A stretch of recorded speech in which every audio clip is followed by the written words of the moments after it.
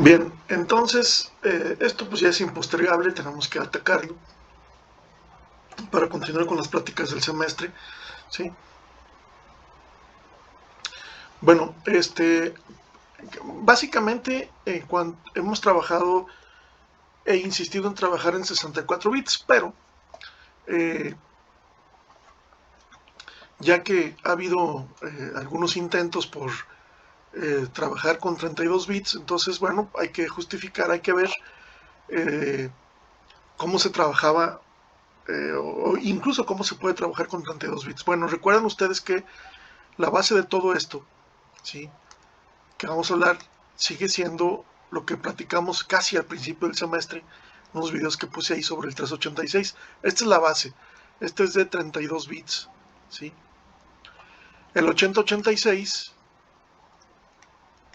es de 16 bits, que fueron las pláticas iniciales, nada más introductorias, unos videos que puse por ahí, ¿no? Bueno, ok, entonces la idea es no olvidar que hemos pasado por el 80, 86, 16 bits.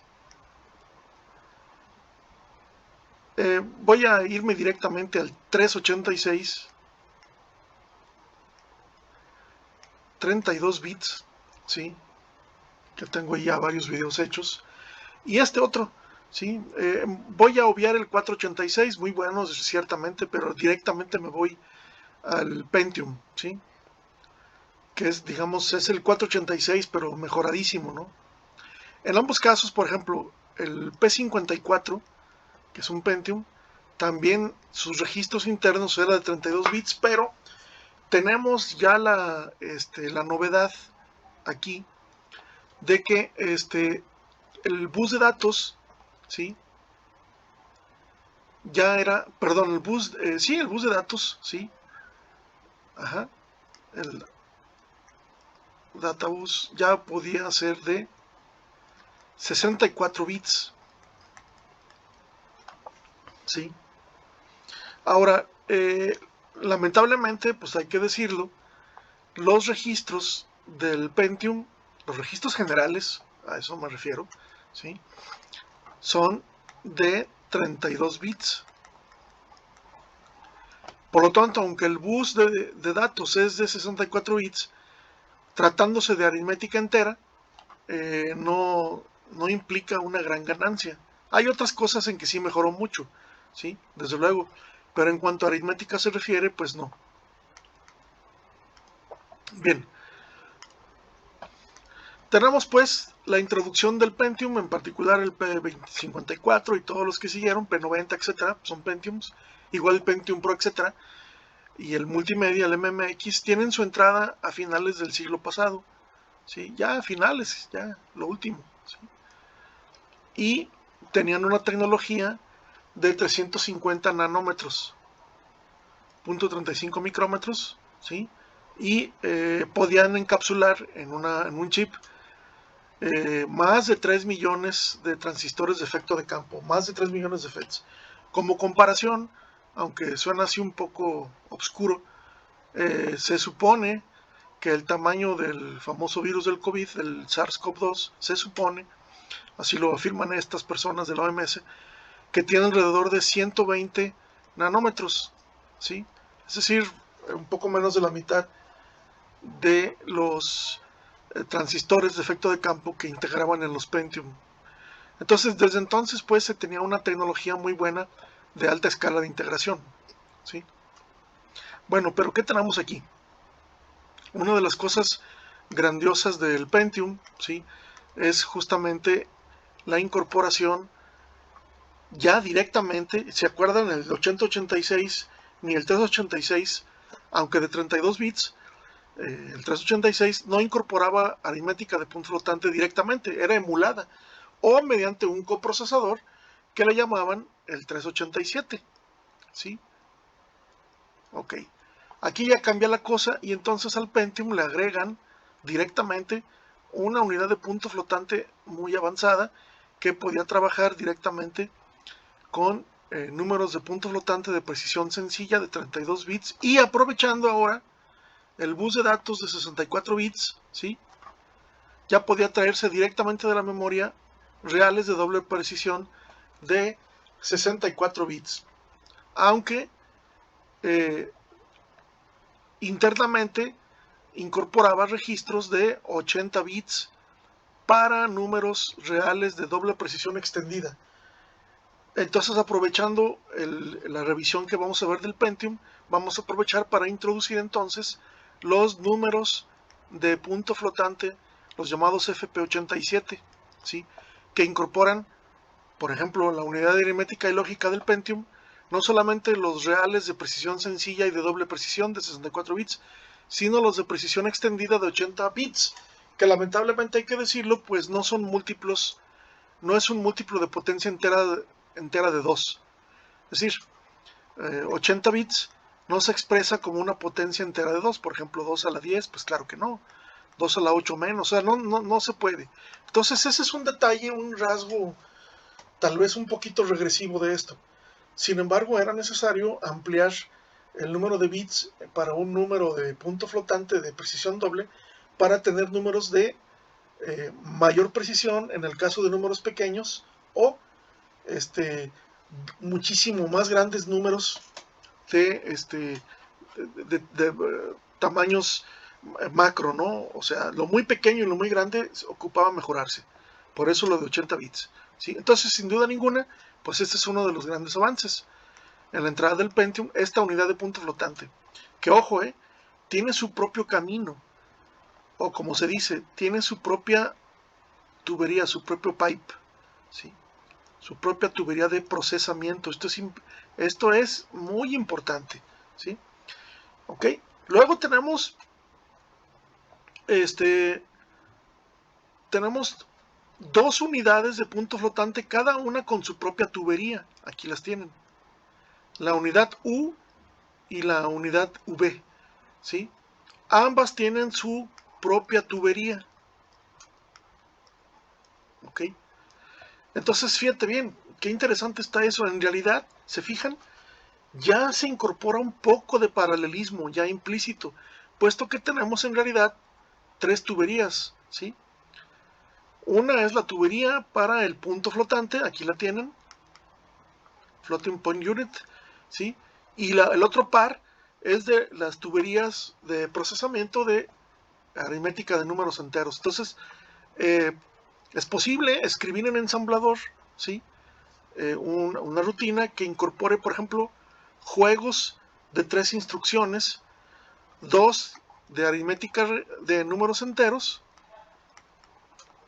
y otra de números reales. Ahí está. Y se pueden ejecutar en paralelo. Claro que es posible, ¿sí? No, una cosa maravillosa, ¿no? Tremendo. Es que es la verdad, es un avance chingón del Pentium, ¿sí? Si acaso, bueno, y claro, más por negocio que por otra cosa, si se fijan aquí, el bus de direcciones se mantuvo en 32 bits, ¿sí? Por la compatibilidad con el software del 386, 486, ¿sí? Y los registros internos también son de 32 bits, ¿sí? Entonces, bueno, ahí ya lamentablemente hay un poquito de regresión, pero no manches, o sea, esto está padrotón, ¿sí? Todo este avance que estamos diciendo está, hijo, está una chulada. Bueno, me falta ahorita hablamos de esto. El controlador programado de interrupciones es una maravilla.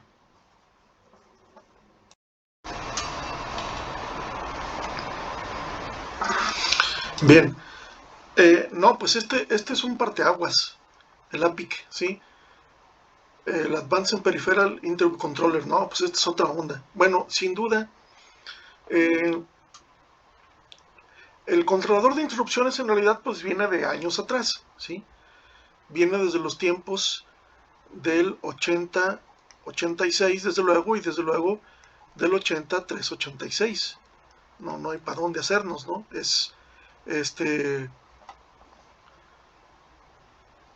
Era el 8259, un controlador de interrupciones. Aquí la cosa es que se integra el controlador de interrupciones al propio silicio, al propio dado del microprocesador, ¿sí? Ahora, ¿qué ventajas tiene digamos, el controlador de interrupciones local? O sea, el que viene interno al Pentium. Bueno, esto permite sincronizar o sintonizar más bien interruptos que provienen de otros micros, ¿sí? Y eso permite o facilita el paralelismo simétrico, que de hecho así se estuvo usando al principio las variantes del Pentium, el Pentium Pro y otros, ¿sí? Utilizaban justamente el APIC local, ¿sí? Para poder sintonizarse y tener una especie de procesamiento simétrico, ¿no? Paralelismo, ¿sí? Una chingonería. Hoy, actualmente, el APIC local se sigue usando, ¿no? Y incluso ha sido licenciado, es decir, se ha dado licencias al propio AMD, ¿sí? Que lo usa, aunque AMD en un principio usó su propio controlador de interrupciones periféricas, ¿sí? Pero no obtuvo, digamos, gran aceptación. Sin embargo, fíjense cómo es la vida, ¿sí? IBM sí tomó datos del el APIC de AMD y lo hizo, y ya tiene su propia licencia que la usó para el sistema Power. Después el propio Apple trajo las licencias del controlador de interrupciones que tuvo su licencia, que licenció Intel, pero que venía, perdón, IBM, pero que venía originalmente de AMD. Son negocios, ¿no? Entonces así está la cosa, ¿sí? Pero no, el APIC es un gran avance, ¿no? En el paralelismo. Bien, hablando de eso, ¿sí? Y para mejorar el paralelismo, observarán que tenemos dos cachés, ¿sí? Un caché, ¿sí? Que es para instrucciones y otro caché que es para datos. Ok, esto obligaba, ¿sí? A interconstruir una pequeña, una especie pues de unidad predictiva de saltos, ¿sí? ¿Por qué? Porque a diferencia del 386 y 486, que solamente tenían una cola, un caché de instrucciones y datos, ahí todo revuelto, ¿sí? El problema era que cuando tú encontrabas un salto que no se encontraba en el caché, entonces tenías que vaciar la cola completamente y eso tardaba tiempo, volverla a llenar con las instrucciones que corresponden. Entonces, con esta pequeña unidad de predicción de salto, lo que se tiene es que cuando tú en el prefetch, o sea, en la predecodificación y de prebúsqueda, te encuentras una instrucción de salto que todavía no se va a procesar, pero que ya la tienes acá, tú dices, ah, caray, a ver cuál es su operando. Entonces, inmediatamente, cabrón, antes de que se vacíe esto, vas colocando en la cola, ¿sí?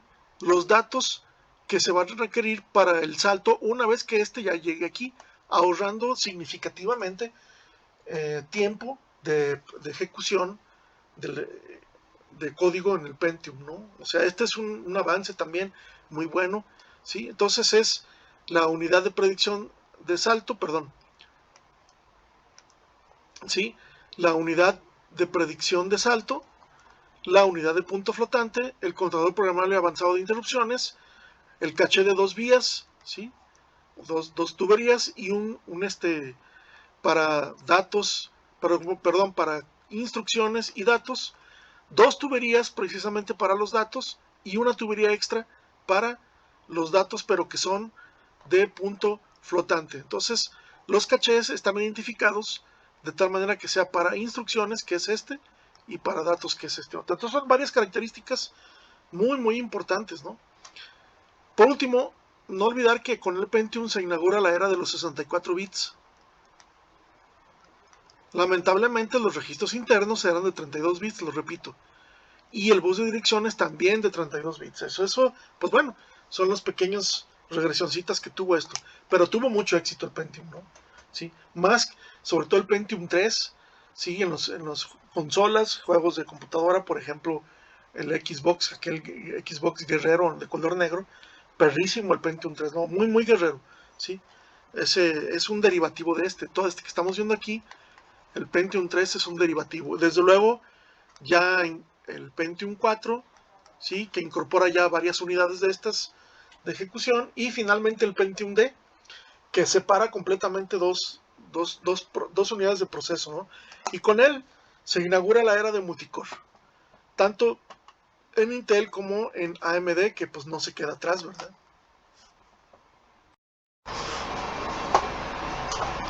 Bueno, miren, aquí tienen ustedes este es de AMD, el antiguo K6, este ya es AMD, ¿ok?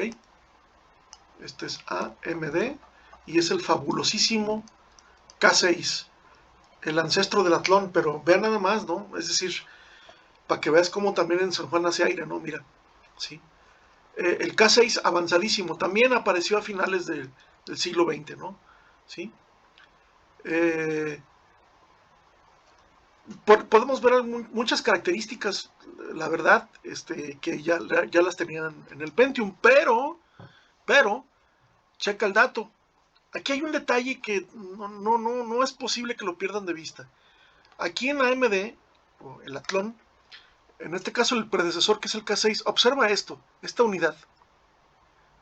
Aquí se decodifican instrucciones, ¿sí? CISC complejas, que son las de Intel, y se producen pequeños códigos RISC, todos del mismo tamaño y que se ejecutan en el mismo tiempo, ¿no? ¿Sí? RISC Operation. Este es un trademark de AMD, ¿no? Es una chulada, ¿sí? Luego tenemos, bueno, evidentemente su caché de instrucciones y un caché de datos, ¿sí? Interesantísimo.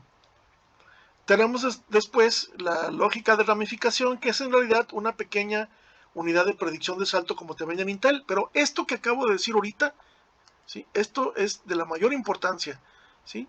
La conversión de códigos CISC de Intel en RISC, los RISC Operation de AMD, ¿no? Que lo ha hecho tan poderoso, tan importante en los últimos años, sobre todo este último, ¿no?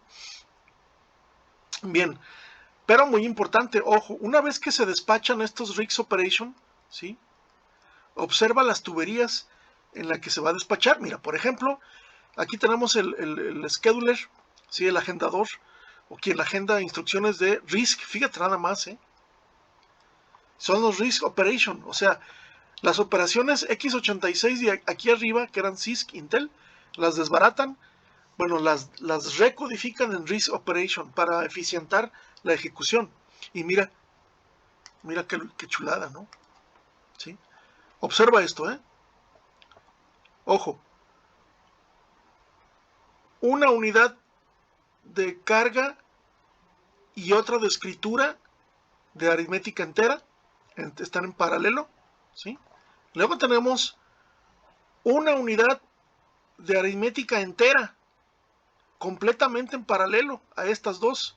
O sea, estas les van a tener los operandos, están en paralelo, cabrón.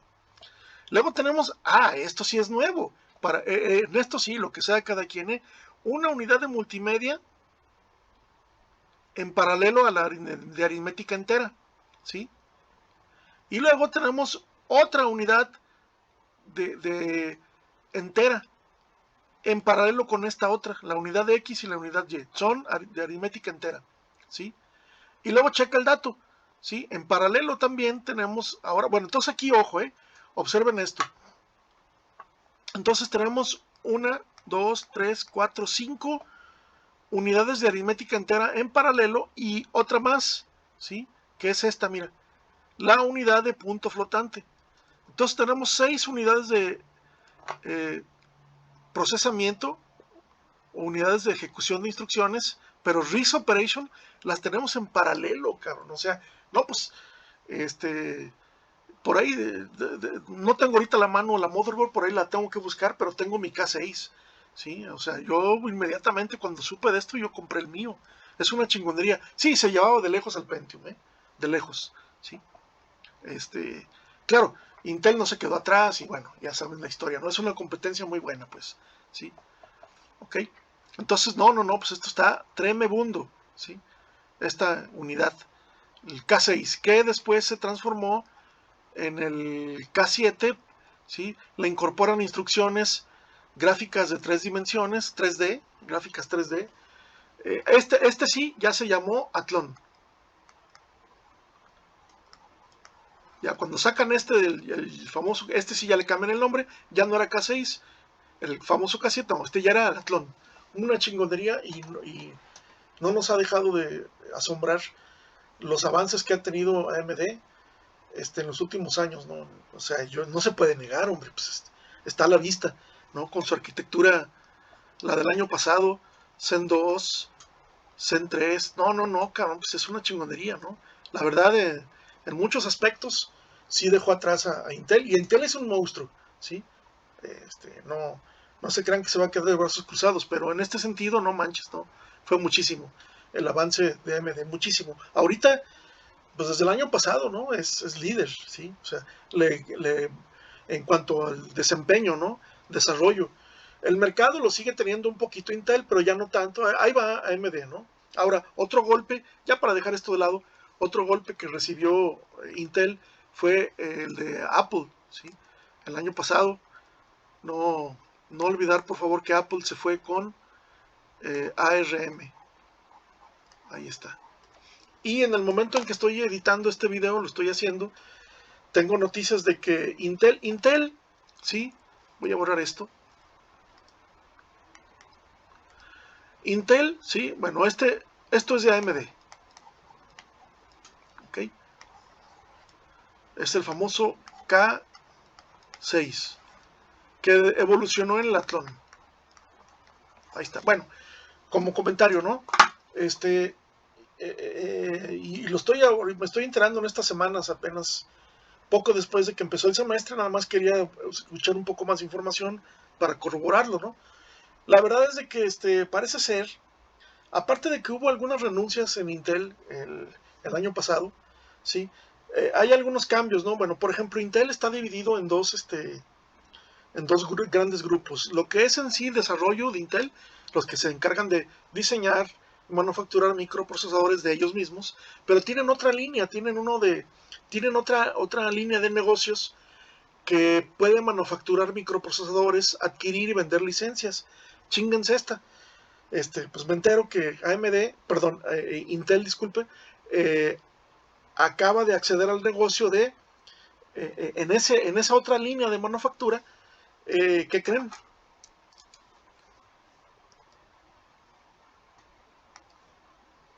Van a sacar un modelo de ARM, ¿sí? Y van a empezar a fabricar en esa otra línea de negocio que tiene Intel, el RISC-V, el RISC-V, ¿sí? Este es de código abierto, ¿sí? Bueno, código abierto no significa que no tenga licencia, claro que hay que marchar por los planos, por el diseño, ¿sí? Pero marchas y accedes a él y puedes hacer lo que quieras. Entonces Intel parece que se fue por ahí y un poco con la RISC de ARM. Quiero pensar que es la presión del mercado, ¿no? Porque no fue cualquier cosa. Bueno, ya el hecho de que sacara su arquitectura Zen 2 y la muy exitosa Zen 3, ¿sí? No, la verdad, ¿sí? Pero pienso yo que el mero golpe, ¿sí? El mero chifladazo, creo que lo proporcionó Apple, ¿sí? Con el M1, y ahorita está fabricando sus propios microprocesadores. Fue un golpe durísimo, ¿no? Y tú sabes que esta es la arquitectura de ARM, ¿sí? No, fue una cosa bárbara. Bueno, la dejamos ahí para continuar con ejemplos. Gracias.